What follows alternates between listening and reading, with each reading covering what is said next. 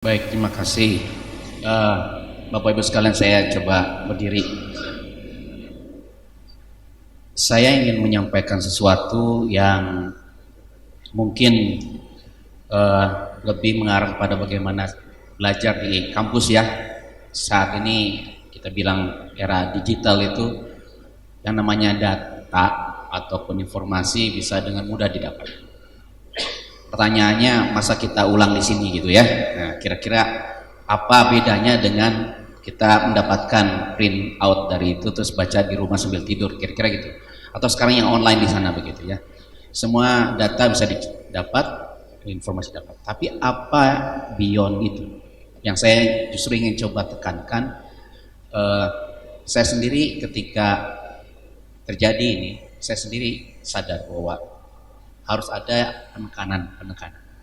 Tadi Pak Rosid sudah menyampaikan banyak hal. Pemerintah itu mengurusi banyak hal. Undang-undang jasa konstruksi itu terlalu banyak ngurus macam-macam. Tapi terus apa yang ditekankan sebenarnya? Yang kita pentingkan apanya? Saya senang sekali ada ibu dari SMK Imak ya. Senang sekali bahwa ada yang berkontribusi di sini dari SMK. Baik, next. Saya akan menyampaikan satu motivasi kenapa saya bicara ini. Kedua, apa yang dibutuhkan oleh konstruksi Indonesia sebenarnya? Pertanyaan besar. Isunya apa sih?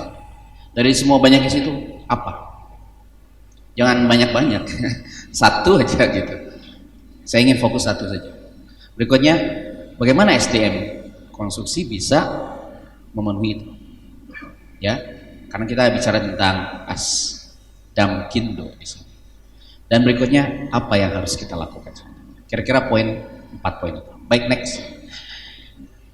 Ini tadi Pak Rosid sudah menyampaikan, ada yang disebut sebagai Dr. Tung Kuan Chang, TK. Disebutnya TK, TK ya, TK Chan. Dia ini teman saya dari Melbourne University di Australia. Dia kontak saya, dia bilang, kita kerjasama yuk penelitian. Saya bilang saya nggak kenal kamu gitu ya, tapi karena nggak tahu mungkin karena orang Asia, dia orang Asia, orang Malaysia ya, merasa sehati gitu ya, langsung chemistry-nya jadi gitu ya. Saya bilang oke, apa yang mau diteliti? Dia bilang saya punya historis latar belakang, pernah membantu Malaysia membangun strategic plan untuk konstruksinya di CITP-nya. 2 kali dia melakukannya. Pertama melakukan review, kemudian dia melakukan revise terhadap strategic plan-nya konstruksinya ini Malaysia, CITP. Jadi dia tahu segala macam dalamannya, bukan hanya luarnya. Oke? Dan dia ingin membantu Indonesia. Kenapa? Karena Indonesia ini justru yang paling besar pasar konstruksi. Pasar konstruksi yang paling besar, dia bilang tidak seperti Malaysia punya strategic plan yang baik. Dibandingkan Singapura lebih jauh lagi begitu. Singapura sudah sangat baik sekali. Nah, bidangnya adalah tentang ekonomi, construction economic sebenarnya, atau building economic. Dia ingin mencoba melihat sejauh mana kontribusi industri konstruksi Indonesia ke perekonomian Indonesia. Tadi Pak Rosid sudah sampaikan, 5 tahun kita membangun yang lalu dengan percepatan sangat tinggi, spendingnya sampai 2 kali lipat pemerintah untuk infrastruktur. Pertanyaannya apa dampaknya kepada perekonomian? Memang kalau dari segi langsung mungkin tidak begitu ya, tapi untuk mendukung kegiatan konstruksi harusnya ada dampaknya juga begitu. Nah, dia ingin mempelajari itu sehingga kemudian sejauh mana perkembangannya di kita dan kira-kira apa permasalahan, apa masalah yang ada di konstruksi. Dia datang diskusi dengan saya. Kenapa datang diskusi dengan saya? Karena paper saya adalah yang dia biasa akses. Saya banyak menulis, dia lihat wah ini kayaknya cocok untuk diskusi gitu ya. Saya, teman saya Pak Krisna, Pak Bimo, Ibu Reni ya di tim ITB, paper yang sudah dia baca. Dia bilang wah ini nyambung, setidaknya bisa digali. Dan kebetulan saya berteman dengan Pak Rosid, Pak Krisna juga di LPJK, jadi nyambung begitu ya. Nah, itu motivasinya. Yang pertama motivasinya adalah karena pertemanan saya. Yang kedua, dia bertanya hal-hal yang tidak pernah saya pikirkan. Dan dia tenang aja bertanya ke saya, nggak malu-malu gitu. Ya, kita lihat. Next. Next. Ya. Ini gedung bangunan di tempat saya. Bangunannya indah nggak? Ini dibangun oleh JK dananya. Kira-kira 2016 baru dibangun selesai. Kita bangga. Saya tinggal di lantai atas itu, nomor 6 ya, lantai tingkat 6 gitu ya. Saya Pak Bimo pakai situ. Wah, nikmat gitu. Saya bisa keluar, terus kemudian keluar situ bisa lihat pemandangan bagus. Kita bangga. Pertanyaannya, Tike datang ke situ langsung dia bilang, gedung apa ini? Dia bilang, itu atap perlu ada nggak ya? Jadi dia jangan dulu pindah. Atap perlu ada nggak? Itu atapnya kok ada balok ya? Perlu ada balok nggak di situ? Dia critical thinkingnya jalan begitu. Saya yang setiap hari melihat nggak bisa melihat itu. Perlu orang dari luar untuk melihat masalah itu. Nah, sebesar apa balok yang dibutuhkan? Apa perlu balok? Ya. Pertanyaan selanjutnya dia bilang, siapa yang bertanggung jawab? Ada nggak alternatif lain yang disampaikan oleh desainer ataupun kontraktor yang melaksanakan, yang sehingga kamu nggak buang-buang uang pikirin? Ya hanya melihatnya bahwa apakah secara ekonomis perlu nggak bangunan itu ada seperti ini. Ini bukan bicara detil lagi. Setelah itu dia melihat detilnya lagi. Dia lihat lantai meledup. Ya, lantai kan biasanya suka meledak gitu ya, muncul juga gitu. Dan macam-macam. Padahal kita membanggakan bangunan ini. Saya berada di situ membanggakan, dan dia mempertanyakan hal itu. Apa enggak menolak? Saya dosen ITB gitu, yang membanggakan gitu ya. Oke, pertanyaannya siapa yang bertanggung jawab? Perancang atau kontraktor? Kita selalu menjawabnya apa? Siapa? Perancang ya. Perancang yang selalu bilang, yang rancangannya jelek, gitu ya. Apa kata Tike? No. Harusnya kontraktor. Kenapa dia tidak bisa melihat itu sebagai sebuah peluang untuk melakukan inovasi? Wah, kontraktor suruh berpikir inovasi, gimana gitu? Oke, jadi beyond. Saya nggak kepikiran. Oke, next. Lanjut. Kemudian dia bilang, ya sudah, kita jalan-jalan yuk ke proyek yang sedang berjalan. Gitu. Jalan-jalan ke proyek yang berjalan. Saya bawa ke gedung ini. Tahu di mana? Gede-bagi.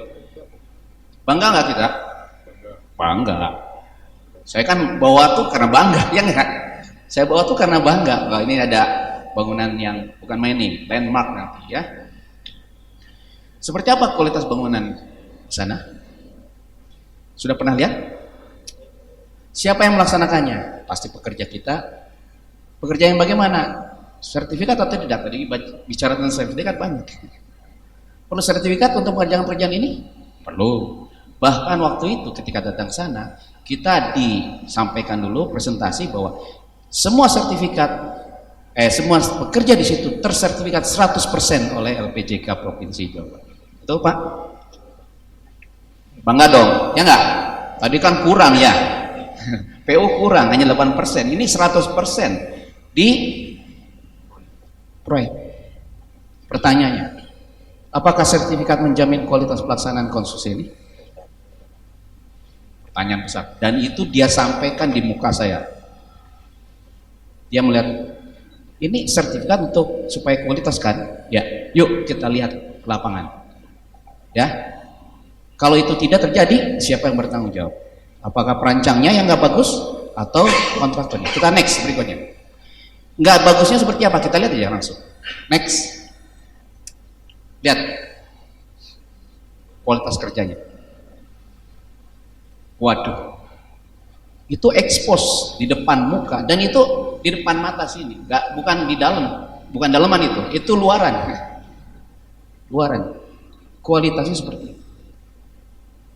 Kalau dari jauh 1 kilo mungkin bagus ya. Tapi ketika sudah kita dilihat, Adakah desain untuk ini? Ada desainnya nggak? Ada detailnya nggak? Apakah pakai BIM atau enggak ini? Misalnya, kalau kita mau bicara era digital, apakah ada pengawasannya? Selalu ditanya jadi alasan itu yang ngawasinya kurang bagus. Nah waktu itu muncul juga saya, maybe the supervisor, saya bilang, ya gitu. Saya agak ngeles dikit gitu. Sudah sertifikat atau masa? Saya ngeles dikit. Terus dia bilang, what? Supervisor? Dia bilang, dia sudah tidak mendengar sekitar berpuluh-puluh tahun istilah supervisor. Bayangkan, di Australia tidak pernah ada yang namanya supervisor. Why? Karena yang namanya kontraktor adalah profesional. Kalau profesional, dia tidak perlu disupervise. Oh, nggak bisa di sini mah. Ya, bahkan kontraktor minta ke supervisor untuk gimana kerjaannya, gitu kan ya? Kebalik. Dia bilang sama saya, Abdul, you are PhD. Nama saya tadi kan PhD ya. Bilang, apakah kamu disupervise oleh bos kamu di ITB, rektor, untuk kamu bekerja? No. Saya holding the PhD, maka saya melakukannya sesuai gelar saya. Kecuali saya melakukan kesalahan, baru rektor turun, gitu kan? Nah dia bilang itulah harusnya kontraktor. Berarti profesional itu dia yang melakukannya, dia bertanggung jawab. Oke, next. Jadi saya perkenalkan lagi. Oke, kalau gitu kita lihat proyek yang besar tadi disebutkan kereta api cepat. Ya, kereta api cepat disebutkan tadi. Karena di sana ada isu tentang tenaga kerja lah, kemarin meledak lah gitu ya. Kereta api cepat kerjasama Cina dengan Indonesia. Indonesia dapat subgrid, pekerjaan subgrid, pekerjaan bawah. Yang lainnya Cina. Ada transfer teknologi? Nggak ada. Ada sedikit. Nanti saya sebutkan. Apa yang bisa dipelajari dari situ? Harusnya banyak. Jangan sampai uang masuk ke sini, kita nggak punya teknologi dari mereka, kita nggak belajar dari mereka. Saya tanya ke lapangan dengan Tike, lihat, dia bilang itu yang lengkung itu, dia lihat datang dekat-dekat, dia bilang, Abdul, this is the quality, dia bilang, this is quality. Kalau mau tahu kualitas ini, dan itu siapa yang ngerjakannya? Cina. Oke, kalau gitu kita pindah ke yang mengerjakannya Indonesia. Saya bawa ke yang di bawah ini, sebelah kanan. Karena subgrid buat bore pile.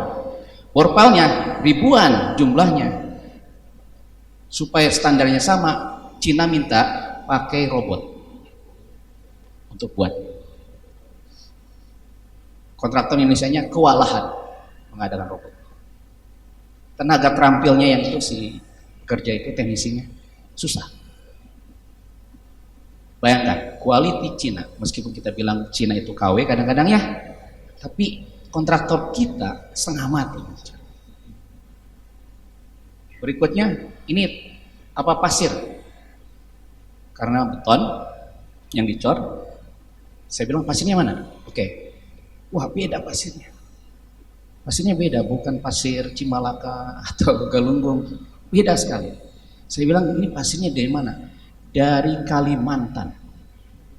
Bapak Ibu, dari Kalimantan. Kenapa? Standar Cina. Bisa kita melakukan itu di sini? Proyek, wah nggak bisa ini, harus dari Kalimantan. Ya harus ada uang juga kan gitu ya. Oke, next. Jadi Bapak Ibu, bayangkan kualitas kita ya dengan kualitas Cina jauh. Ya, apa yang dibutuhkan jadi kalau begitu? Kalau saya sih fokus kualitas. Tapi masalahnya nih kita bicara era digital, dengan BIM bisa nggak tercapai? Saya sih meskipun saya orang IT, saya tuh PhD-nya adalah IT di bidang konstruksi.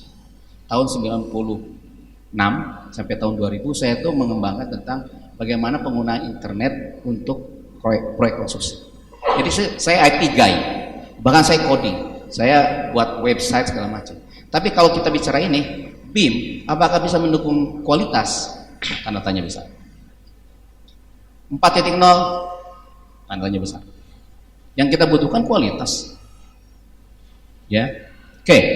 Nah, berikutnya berarti SDM. Next.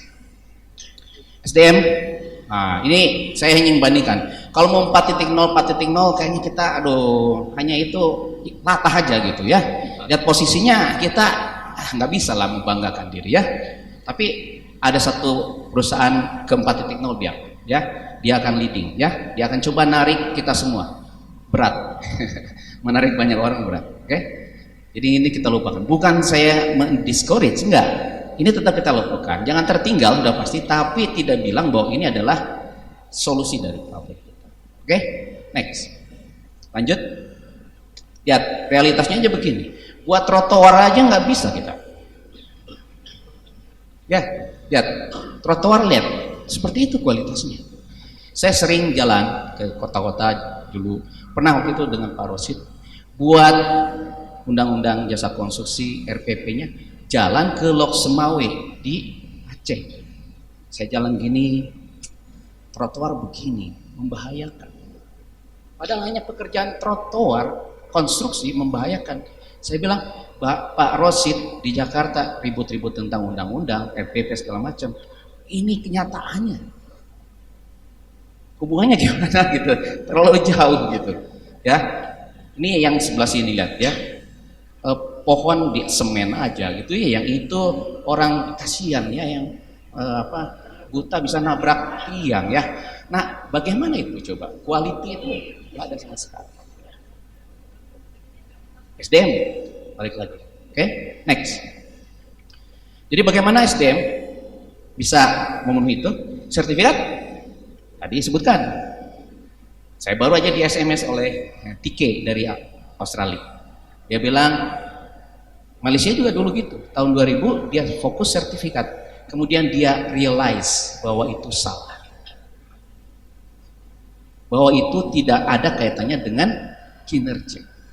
Saya bukan mendiscourage masalah sertifikat, tapi kita harus fokus kepada apa itu sertifikat. Tujuannya apa? Meningkatkan kualitas. Tapi kalau kualitas nggak pernah tercapai, sertifikatnya ada, berarti ada masalah. Dan kalau kita terus-terusan melakukan itu tanpa memperbaiki permasalahannya, waduh, gawat. Oke? Pelatihan, waduh, pelatihan berat Pak. Melatih itu berat karena dari awal pendidikannya mungkin tidak. Ada yang dari sekolah bukan sipil, bukan terkait, dilatih. Bagaimana punya dasar? Pelatihan itu berat, mau melatih berapa banyak juga susah. Deltanya sedikit. Bagaimana kalau pendidikan? Kalau pendidikan itu berjenjang. Ada sebuah akademik atmosfer sehingga mereka learning. Mereka dilatih terus-terusan, menyerapnya.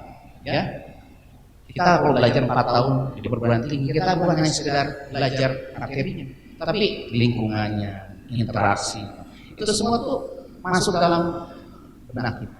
Dan itu yang dibawa sampai kita lulus. Itu yang namanya pendidikan. Jadi balik lagi kita ke pendidikan. Berapa menit lagi? Ya, siap. Next. Yang tadi Pak Rosid sudah menyampaikan grafik ini. Grafik ini dari Asia Construct, Pak Krisna dan Pak Bimo yang menyampaikannya. Saya tulis kembali di buku BCI Asia Indonesia Construction Plus terkait ini. Jadi piramidnya bentuknya begitu. Kalau kita mau punya tenaga kerja konstruksi yang saling mendukung, bentuknya piramid, bukan di tengah kempes. Kita butuh orang-orang technician, operator, yang itu adalah kontraktor yang akan mengkonstruk, membuild, bukan mendesain. Bukan mendesain. Di bawahnya betul ada tenaga kerja banyak, tapi non skill gitu. Oke, pelatihan bisa, tapi adakah ke ibu lagi, adakah pendidikannya? Bukan hanya sekedar dilatih, tapi dia sudah mendarah daging begitu. Nah, itu pertanyaan. Oke, jadi next berikutnya. Ini jumlah SMK yang ada di Indonesia. Dapodikbud. Meskipun beberapa bilang Dapodik datanya kurang bagus. Tapi mau nggak mau ini datanya yang ada. Kita lihat berapa jumlah SMK per provinsi. Bagaimana caranya bisa mendukung konstruksi yang ada di situ. Kita harus punya banyak. Sekarang programnya betul, ya, ke vokasi. Meskipun saya ada komentarnya, ya sudah ada belum? Gimana grand design-nya itu gitu? Meningkatkan SMK, SMK mana? Katanya sekarang SMK-nya yang 4.0 ya gitu. Yang ini gimana? Yang SMK konstruksi. Ya, ditambah banyak aja yang di bawah itu enggak terjadi. Oke, next, berikutnya. Lanjut, kita lihat ini sekarang untuk pendidikan tinggi. Pendidikan tinggi saya ambil yang benar-benar konstruksi dan civil engineering. Civil engineering tujuannya untuk mendesain. Kalau yang konstruksi tujuannya untuk melaksanakan. Kira-kira gitu.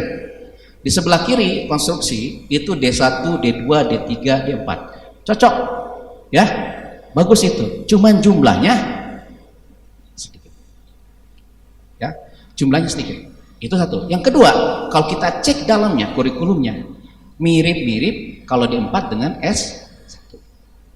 Isinya balik lagi ke teori lagi. Kenapa? Karena berat untuk membuat praktek-praktek yang harusnya 70% daripada pelatihan di pendidikan di sana. Yang sebelah sini kita lihat S1, S2 dan S1. Lihat S1-nya banyak yang teknik sipil. Betul, jadi kita menghasilkan insinyur teknik sipil ataupun sarjana teknik sipil. Untuk apa dia? Untuk desain, padahal jumlah konsultan itu lebih sedikit dari jumlah kontraktor. Betul? Jadi yang lulusan teknik sipil bukan jadi desainer tapi jadi kontraktor. Masalahnya dia itu diajari untuk mendesain atau mengkonstruk. Tidak mengkonstruk, dia diajari mendesain.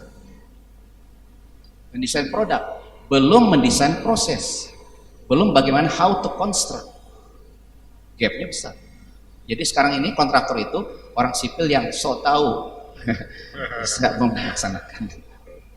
Dan akhirnya ujung-ujungnya kualitasnya bagus. Oke, next. Selanjutnya apa yang harus dilakukan? Ya apa yang harus dilakukan setiap pihak? Ya nggak boleh hanya sendiri, kasihan pemerintah, bebannya berat gitu ya. Semuanya asosiasi sudah pasti. Jangan nunggu pemerintah. Saya selalu kalau bicara tentang ini, undang-undang jasa konstruksi itu tujuannya adalah meningkatkan partisipasi masyarakat, melepaskan dominansi daripada pemerintah.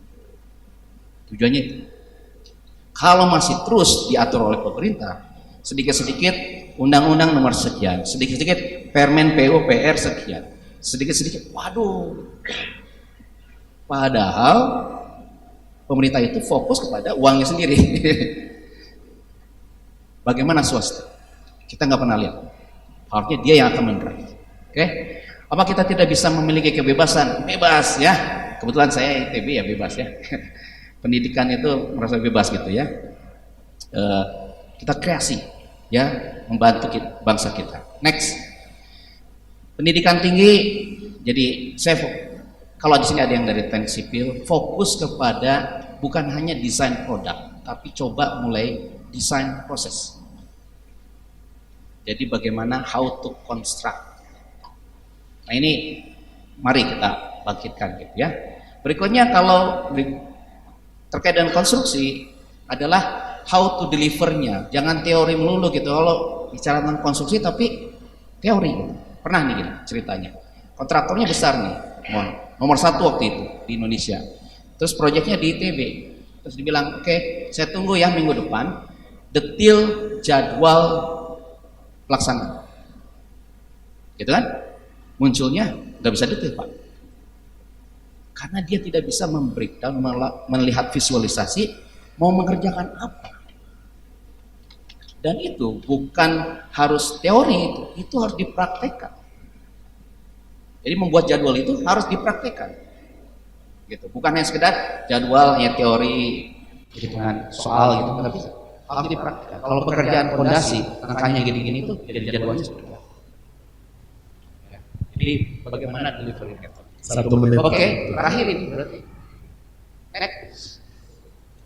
Oh sudah. Jadi Bapak Ibu sekalian, saya memprovokasi Bapak Ibu sekalian. Fokus kepada hal yang penting. ya, dan kita kontribusi. Saya pikir itu yang pesan saya, mudah-mudahan bermanfaat bagi Bapak Ibu sekalian. Terima kasih. Assalamualaikum warahmatullahi wabarakatuh.